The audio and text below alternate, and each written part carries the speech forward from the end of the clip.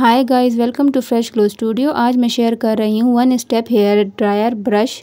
ये एक 2-in-1 styling tool है। ये ड्रायर और स्ट्रेटनर दोनों का काम करता है।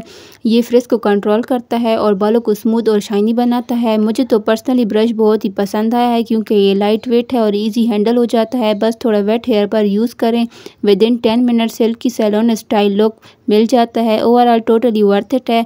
अगर आप भी डेली यूज़ करना चाहते हैं और सैलून स्टाइल लुक चाहते हैं तो डेफिनेटली ट्राई दिस वन। इसे ज़रूर ट्राई करें। अगर आप लोग को मेरी वीडियो अच्छी लगी तो फॉलो कर दीजिए। नेक्स्ट वीडियो में मुलाकात होगी। अपना ख्याल रखें। अल्लाह हाफिज़।